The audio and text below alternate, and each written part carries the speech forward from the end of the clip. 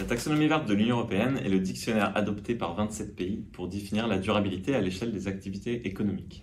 Elle entre progressivement en vigueur depuis 2022. Commençons d'abord par les entreprises non financières, puisque en 2023, nous avons pu lire les premiers rapports d'alignement à la taxonomie qu'elles ont publiés. Les études statistiques déjà publiées montrent que les entreprises se conforment plutôt bien à leur nouvelle obligation de transparence, puisque on ne dénombre qu'environ 5% d'entreprises récalcitrantes.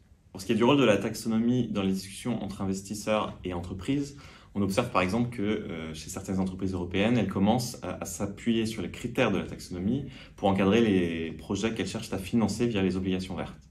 Néanmoins, nous savons que l'adoption du Green Bond Standard va encore prendre du temps. Venons-en maintenant aux entreprises financières et notamment les banques.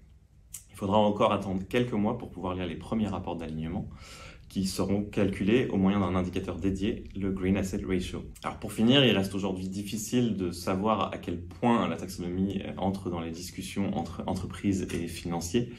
Néanmoins, si on assiste à des tables rondes sur la finance durable, il revient souvent qu'il n'y a pas une discussion où la taxonomie n'est pas évoquée.